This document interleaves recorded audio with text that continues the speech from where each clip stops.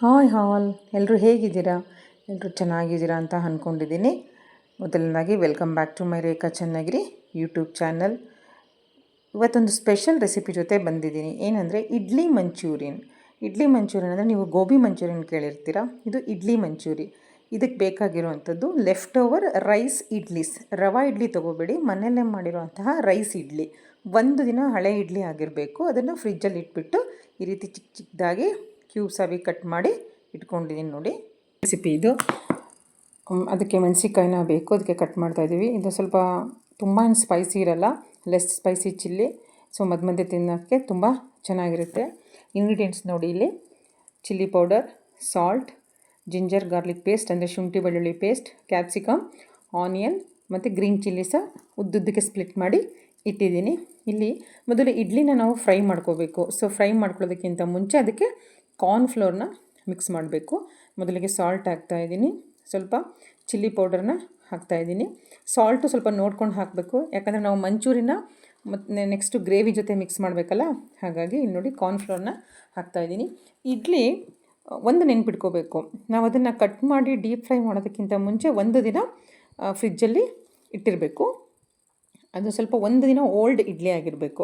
ಒಂದಿನ ಫ್ರಿಜ್ಜಲ್ಲಿ ಇಟ್ಟಾಗ ಅದು ಸ್ವಲ್ಪ ಹಾರ್ಡ್ ಆಗುತ್ತೆ. ಸೊ ಫ್ರೈ ಮಾಡಿದರೆ ಸ್ಟಿಫಾಗಿ ಕ್ರಿಸ್ಪಿಯಾಗಿ ಚೆನ್ನಾಗಿ ಬರುತ್ತೆ ನೋಡಿ. ಸ್ವಲ್ಪ ನೀರನ್ನು ಸ್ಪ್ರಿಂಕಲ್ ಮಾಡ್ಕೋತಾ ಇದ್ದೀನಿ ಅಷ್ಟೇ, ತುಂಬ ಜಾಸ್ತಿ ನೀರನ್ನು ನಾನು ಹಾಕ್ತಾಯಿಲ್ಲ. ಸ್ವಲ್ಪ ಸ್ಪ್ರಿಂಕಲ್ ಮಾಡಿಕೊಂಡು ನಾವೇನು ಕಾರ್ನ್ಫ್ಲೋರು ಮತ್ತು ಸಾಲ್ಟು ಚಿಲ್ಲಿ ಪೌಡ್ರ್ ಹಾಕಿದ್ದೆಲ್ಲ ಅದು ಕೋಟ್ ಆಗಬೇಕು ನೀಟಾಗಿ. ತುಂಬ ವಾಟ್ರ್ ಹಾಕಿಬಿಟ್ರೆ ಡೀಪ್ ಫ್ರೈ ಮಾಡೋದು ಲೇಟ್ ಆಗುತ್ತೆ ನೋಡಿ. ಈಗ ರೆಡಿ ಇದೆ. ಈಗ ನಾನು ನಿಧಾನಕ್ಕೆ ಒಂದೊಂದೇ ಬ್ಯಾಚಲ್ಲಿ ಕೋಟ್ ಆಗಿರೋಂಥ ಇಡ್ಲಿ ಪೀಸಸ್ನ ಡೀಪ್ ಫ್ರೈ ಮಾಡ್ತಾಯಿದ್ದೀನಿ. ಸೊ ಸಿಮ್ಮಲ್ಲಿ ಇಟ್ಕೊಂಡು ನಾನು ಹಾಕ್ತಾಯಿದ್ದೀನಿ. ಎಲ್ಲ ಪೀಸಸ್ಗಳನ್ನ ಬ್ಯಾಚ್ ವೈಸ್ ಹಾಕಿದ ಮೇಲೆ ಗ್ಯಾಸನ್ನು ಮೀಡಿಯಮ್ ಟು ಹೈ ಫ್ಲೇಮಲ್ಲಿ ಇಟ್ಬಿಟ್ಟು ಫ್ರೈ ಮಾಡ್ತಾಯಿದ್ದೀನಿ. ನೋಡ್ತಾ ಇರ್ಬೋದು, ಸ್ವಲ್ಪ ಹುಷಾರಾಗಿ ಫ್ರೈ ಮಾಡಬೇಕು. ಸ್ವಲ್ಪ ಗೋಲ್ಡನ್ ಫ್ರೈ ಬರೋವರೆಗೂ ಫ್ರೈ ಮಾಡ್ತಾಯಿದ್ದೀನಿ. ನೆಕ್ಸ್ಟ್ ನೋಡಿ, ಸೌಂಡ್ ಕೇಳಿದ್ರಲ್ಲ ಎಷ್ಟು ಕ್ರಿಸ್ಪಿಯಾಗಿ ಬಂದಿದೆ ಅಂತ. ಒಂದು ಸ್ವಲ್ಪನೂ ಆಯಿಲನ್ನು ಅಬ್ಸರ್ವ್ ಮಾಡಿರಲ್ಲ. ಫಸ್ಟ್ ಬ್ಯಾಚ್ ರೆಡಿಯಾಗಿದೆ, ಎರಡನೇ ಬ್ಯಾಚ್ ಫ್ರೈ ಮಾಡ್ತಾಯಿದ್ದೀನಿ, ಮೂರನೇ ಬ್ಯಾಚು ಸಲ ಫ್ರೈ ಮಾಡಿಕೊಂಡು ನೋಡಿ ಫಿನಿಶಿಂಗು 3 ಬ್ಯಾಚಿಂದ ಇಷ್ಟು ನನಗೆ ಇಡ್ಲಿ ಫ್ರೈ ರೆಡಿಯಾಗಿದೆ. ಇವಾಗ ಅದೇ ಬಾಂಡಲ್ಲಿ ಎಕ್ಸೆಸ್ ಇರುವಂಥ ಆಯಿಲನ್ನು ತೆಗೆದುಬಿಟ್ಟು ಅದಕ್ಕೆ ಕ್ಯಾಪ್ಸಿಕಮ್ಮು, ಸ್ಲೈಸ್ ಮಾಡಿ ಇಟ್ಕೊಂಡಿರುವಂತಹ ಆನಿಯನ್ಸ್, ಗ್ರೀನ್ ಚಿಲ್ಲಿ ಹಾಕಿಬಿಟ್ಟು ಸ್ಟಿರ್ ಫ್ರೈ ಮಾಡ್ತೀನಿ ನೋಡಿ. ಸ್ಟಿರ್ ಫ್ರೈ ಮಾಡ್ತಾಯಿದ್ದೀನಿ. ಸ್ಟಿರ್ ಫ್ರೈ ಮಾಡಿಕೊಂಡು ನೆಕ್ಸ್ಟ್ ಅದಕ್ಕೆ ಸ್ವಲ್ಪ ಸಾಲ್ಟು, ಪೆಪ್ಪರು, ಸ್ವಲ್ಪ ಶುಗರು, ಜಿಂಜರ್ ಗಾರ್ಲಿಕ್ ಪೇಸ್ಟ್ ಮತ್ತು ಸಾಸಸ್ಗಳನ್ನ ಹಾಕ್ತೀನಿ. Vinegar, soya sauce, chilli sauce ಮತ್ತು ಟೊಮೆಟೊ ಸಾಸನ್ನು ಹಾಕಿಬಿಟ್ಟು ನಾನು ಅದನ್ನು ಸ್ಟಿರ್ ಫ್ರೈ ಮಾಡ್ತೀನಿ. ಇಲ್ಲಿ ನೋಡಿ ಎಷ್ಟು ಕ್ರಿಸ್ಪಿಯಾಗಿದೆ. ನಾನು ಒಂದು ಬ್ರೇಕ್ ಮಾಡಿ ತೋರಿಸ್ತೀನಿ ನೋಡಿ, ಎಷ್ಟು ಸ್ಟಿಫಾಗಿ ಎಷ್ಟು ಕ್ರಿಸ್ಪಿಯಾಗಿ ಬಂದಿದೆ ನೋಡಿ. ಬ್ರೇಕ್ ಮಾಡಿ ತೋರಿಸ್ತೀನಿ. ಒಳಗಡೆ ಎಲ್ಲ ಎಷ್ಟು ಸ್ಮೂತಾಗಿ, ಮೇಲ್ಗಡೆ ಎಲ್ಲ ಎಷ್ಟು ಕ್ರಿಸ್ಪಿಯಾಗಿದೆ ಅಂತ. ನಾನು ಫ್ರೈ ಮಾಡಬೇಕಾದ್ರೆ ಲಾಸ್ಟ್ ಬ್ಯಾಚಲ್ಲಿ ಸ್ವಲ್ಪ ಚಿಲ್ಲೀಸು ಸ್ಲಿಟ್ ಮಾಡಿರೋಂಥದ್ದು ಮತ್ತು ಕರ್ಬೇವನ್ನು ಡೀಪ್ ಫ್ರೈ ಮಾಡಿ ತೆಗೆದಿಟ್ಟಿದ್ದೆ. ನೋಡ್ತಾ ಇರ್ಬೋದು, ಇಲ್ಲಿ ಸ್ಲರಿನ ರೆಡಿ ಮಾಡ್ಕೊತಾ ಇದ್ದೀನಿ ನಾನು ಮಂಚೂರಿಗೆ.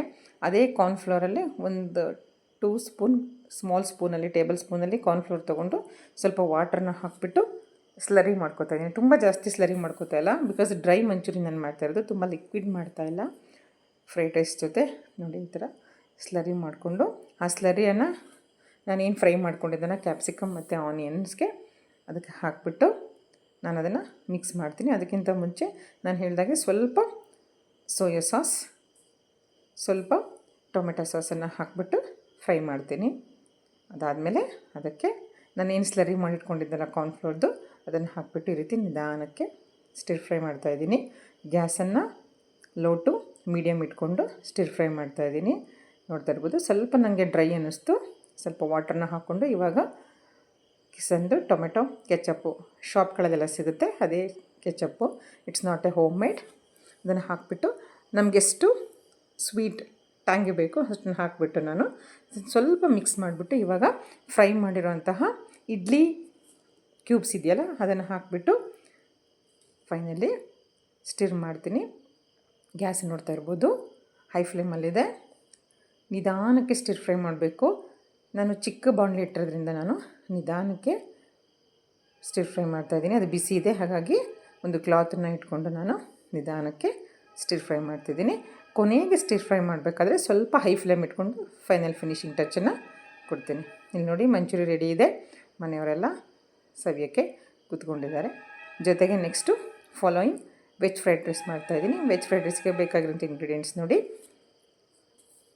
ಒಗ್ಗರಣೆಗೆ ಜೀರಿಗೆ, ಸಾಸಿವೆ ಹಾಕಲ್ಲ, ಅಲ್ಲಿ ಕ್ಯಾಬೇಜು, ಪನ್ನೀರು, ಬೀನ್ಸು, ಕ್ಯಾರೆಟು, ಶುಂಠಿ, ಬೆಳ್ಳುಳ್ಳಿ, ಸ್ಲಿಟ್ ಮಾಡಿರೋ ಚಿಲ್ಲಿ ಮತ್ತು leftover rice. Leftover ರೈಸಲ್ಲಿ ತುಂಬ ಚೆನ್ನಾಗಿ ಫ್ರೈಡ್ ರೈಸ್ ಬರುತ್ತೆ. ಬಿಸಿ ರೈಸಲ್ಲಿ ಮಾಡಬಾರ್ದು.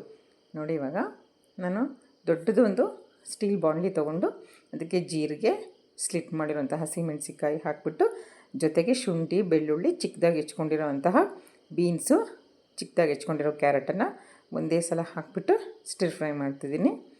ನೋಡ್ತಾ ಇರ್ಬೋದು. ಸ್ವಲ್ಪ ಬಾಣಲಿ ದೊಡ್ಡದಿರಬೇಕು. ಈ ರೀತಿ ಹೈ ಫ್ಲೇಮ್ ಇಟ್ಕೊಂಡು ಸ್ಟಿರ್ ಫ್ರೈ ಮಾಡಿಕೊಂಡು ಅದು ಸ್ವಲ್ಪ ಟ್ರಾನ್ಸ್ಪರೆಂಟ್ ಆದ ತಕ್ಷಣ ಒಂದೇ ಸಲ ಚಿಕ್ಕದಾಗಿ ಹೆಚ್ಕೊಂಡಿರೋಂಥ ಕ್ಯಾಬೇಜು ಮತ್ತು ಪನ್ನೀರ್ ಕ್ಯೂಬ್ಸು, ಅದು ಓಮ್ ಮೇಡ್ ಪನ್ನೀರ್ ಕ್ಯೂಬ್ಸು, ಅದನ್ನು ಹಾಕಿಬಿಟ್ಟು ಸ್ಟಿರ್ ಫ್ರೈ ಮಾಡ್ತಾಯಿದ್ದೀನಿ. ಸ್ವಲ್ಪ ಸ್ಮಾಲ್ ಸಾಲ್ಟು, ಸ್ವಲ್ಪ ಶುಗರ್ ಹಾಕಿಬಿಟ್ಟು ಸ್ಟಿರ್ ಫ್ರೈ ಮಾಡ್ಕೊತಾ ಇದ್ದೀನಿ. ಯಾವಾಗಲೂ ಫ್ರೈಡ್ ರೈಸ್ಗೆ ಗ್ಯಾಸು ಮೀಡಿಯಮ್ ಟು ಹೈ ಫ್ಲೇಮಲ್ಲಿರಬೇಕು. ನೋಡಿ, ಸ್ಟಿರ್ ಫ್ರೈ ಮಾಡ್ತಾಯಿದ್ದೀನಿ. ಕೈ ಬಿಡಬಾರ್ದು, ಮಿಕ್ಸ್ ಮಾಡ್ತಾನೆ ಇರಬೇಕು, ಇಲ್ಲಾಂದರೆ ವೆಜಿಟೇಬಲ್ಸ್ ಎಲ್ಲ ತಳ ಹಿಡಿದ್ಬಿಡುತ್ತೆ. ನೋಡಿ, ಸ್ಟಿರ್ ಫ್ರೈ ಮಾಡ್ತಾಯಿದ್ದೀನಿ. ಕಾಲೇಜಿಗೆ ರೆಡಿ ಆಗಿದ್ದೀನಿ. ತಿಂಡಿ ಎಲ್ಲ ಮಾಡಿಬಿಟ್ಟು ಫ್ರೈಡ್ ರೈಸ್ನ ಮಕ್ಕಳಿಗೆ ಕೊಟ್ಬಿಟ್ಟು ಮಂಚೂರಿ ಜೊತೆ ನಾನು ಸ್ವಲ್ಪ ತಿಂದ್ಬಿಟ್ಟು ಹೋಗಬೇಕು ಕಾಲೇಜ್ಗೆ. ನೋಡಿ, ಸ್ಟಿರ್ ಫ್ರೈ ಮಾಡ್ತಾಯಿದ್ದೀನಿ. ಇಷ್ಟು ಚೆನ್ನಾಗಿದೆ ನೋಡಿ ಚಿಲ್ಲೀಸು. ಇವಾಗ ವಿನೆಗರ್ ಮತ್ತು ಸಿಜ್ವಾನ್ ಚಟ್ನಿನ ಹಾಕೋವಂಥ ಟೈಮು ಹಾಕ್ತೀನಿ. ರೈಸ್ ತೋರಿಸ್ತಿರ್ಬೋದು ನೋಡಿ. ಸ್ವಲ್ಪ ರೈಸು ಉದ್ದುದ್ರಾಗೆ ಇರಬೇಕು. ಆದಷ್ಟು 1 ಡೇ ಬಿಫೋರ್ ರೈಸ್ ತೊಗೊಂಡ್ರೆ ತುಂಬ ಚೆನ್ನಾಗಿ ಫ್ರೈಡ್ ರೈಸ್ ಬರುತ್ತೆ. ನೋಡಿ, ಮಾಡ್ತಾಯಿದ್ದೀನಿ. ಇವಾಗ ಇದಕ್ಕೆ ಚಿಲ್ಲಿ ವಿನೆಗರ್, ನಾರ್ಮಲ್ ವಿನೆಗರ್ ಅಲ್ಲ, ರೆಗ್ಯುಲರ್ ವಿನೆಗರ್ ಅಲ್ಲ, ಚಿಲ್ಲಿ ವಿನೆಗರ್ ಮತ್ತು ಸ್ವಲ್ಪ ನಮಗೆ ಸ್ಪೈಸಿ ಎಷ್ಟು ಬೇಕೋ ಅಷ್ಟು ಸಿಜ್ವಾನ್ ಚಟ್ನಿ ರೆಡಿ ಸಿಗುತ್ತೆ. ನಿಮಗೆ ಬೇಡ ಸಿಜ್ವಾನ್ ಚಟ್ನಿ ಅಂದರೆ ಸ್ವಲ್ಪ ಪೆಪ್ಪರ್ನ ಕ್ರಷ್ ಮಾಡಿಬಿಟ್ಟು ಹಾಕಿದ್ರೆ ಅದು ವೈಟ್ ಫ್ರೈಡ್ ರೈಸ್ ತುಂಬ ಚೆನ್ನಾಗಿರುತ್ತೆ. ಇದೊಂದು ಸ್ವಲ್ಪ ಪಿಂಕಿಶ್ ಬರುತ್ತೆ, ಸ್ವಲ್ಪ ಸ್ಪೈಸಿ ಸೈಡಲ್ಲಿರುತ್ತೆ ಈ ಫ್ರೈಡ್ ರೈಸ್. ಹೈ ಫ್ಲೇಮಲ್ಲಿ ಇಟ್ಕೊಂಡು ನಿಧಾನಕ್ಕೆ ಸ್ಟಿರ್ ಫ್ರೈ ಮಾಡ್ತಾಯಿದ್ದೀನಿ. ಆದಷ್ಟು ನೀವು ಫ್ರೈಡ್ ರೈಸ್ ಮಾಡಬೇಕಾದ್ರೆ ಸ್ವಲ್ಪ ದೊಡ್ಡದ ಅಗಲವಾದಂತಹ ಬಾಣಲಿ ಇಟ್ಕೊಂಡ್ರೆ ಚೆನ್ನಾಗಿರುತ್ತೆ. ಇಷ್ಟು ಚೆನ್ನಾಗಿ ಸ್ವಲ್ಪನೂ ತಳ ಹಿಡ್ದಿಲ್ಲ. ನಾನು ತೋರಿಸ್ತೀನಿ. ಸರ್ವ್ ಮಾಡ್ತಾಯಿದ್ದೀನಿ ಮಕ್ಕಳಿಗೆ, ಯಾಕಂದರೆ ಅವರು ಟಿಫನ್ಗೆ ವೆಯ್ಟ್ ಮಾಡ್ತಿದ್ದಾರೆ. ನೋಡಿ, ತುಂಬ ಚೆನ್ನಾಗಿದೆ ರೆಸಿಪಿ. ಮನೇಲಿ ತಪ್ಪದೆ ಸ್ವಲ್ಪ ಜಾಸ್ತಿನೇ ರೈಸ್ ಮಾಡಿ ಹಿಂದಿನ ದಿನ ಅದನ್ನು ತೆಗೆದಿಟ್ಟು ಬೆಳಗ್ಗೆ ಈ ಥರ ಫ್ರೈಡ್ ರೈಸ್ ಮಾಡಿಕೊಡಿ. ತುಂಬ ಸಿಂಪಲ್ ಇಂಗ್ರೀಡಿಯೆಂಟ್ಸಲ್ಲಿ ತುಂಬ ಚೆನ್ನಾಗಿರುತ್ತೆ. ನೋಡಿ, ಸ್ವಲ್ಪನೂ ಸ್ಟೀಲ್ ಪಾತ್ರೆ ಆದ್ರೂ, ನಾನ್ ಸ್ಟಿಕ್ ಅಲ್ಲ, ಸ್ಟೀಲ್ ಪಾತ್ರೆ ಆದ್ರೂ ಸ್ವಲ್ಪನೂ ತಳ ಹಿಡ್ದಿಲ್ಲ. ನಾನು ಕ್ಲೋಸಪ್ಪಲ್ಲಿ ತೋರಿಸಿದ್ದೀನಿ ನೋಡಿ. So tasty homemade fried rice ready. ನಾನು ಫ್ರೈಡ್ ರೈಸ್ ಮಾಡಬೇಕಾದ್ರೆ ಟೊಮೆಟೊ ಕೆಚಪ್ ಹಾಕಿರಲಿಲ್ಲ, ಯಾಕಂದರೆ ಸರ್ವ್ ಮಾಡ್ಬೇಕಾದ್ರೆ ಯಾರಿಗೆ ಎಷ್ಟು ಬೇಕು ಟೇಸ್ಟ್ ತಕ್ಕಂಗೆ ಹಾಕ್ಕೊಂಡು ತಿನ್ನಲಿ ಅಂತ. ನೋಡಿ, ಮಕ್ಕಳಿಗೆ ಸವಿಯೋಕ್ಕೆ ಕೊಟ್ಟಿದ್ದೀನಿ. ಆ್ಯಸ್ ಯೂಶ್ವಲ್ ಹಿಮಾ ಟೇಸ್ಟ್ ಮಾಡ್ತಿದ್ದಾಳೆ. Thanks for watching.